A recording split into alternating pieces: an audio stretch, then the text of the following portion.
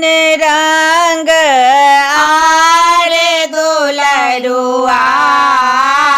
बाबा ओ काका कौन रंगा तोरो जेठा भाई कौन रंगा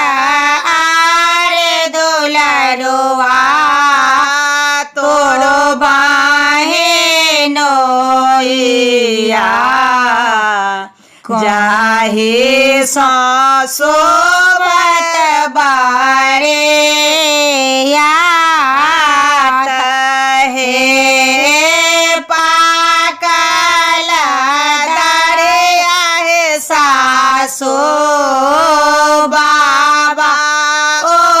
काका कारे कारे मोचा जेठा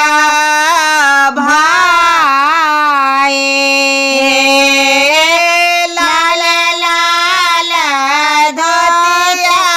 सासो हमारो बहनोइया ताहे साजल बारे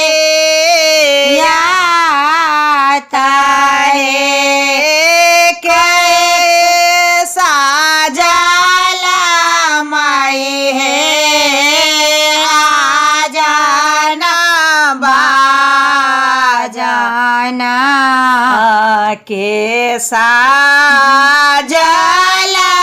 बारे आता हे के साजल माई है मलिया के मोरिया जाहे सो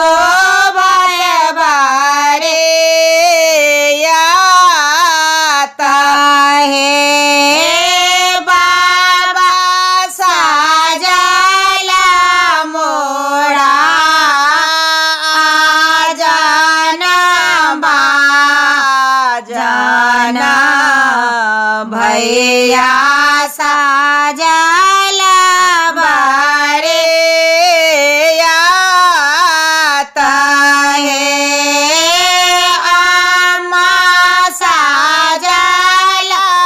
माए है मलिया के मोरिया जाहे सा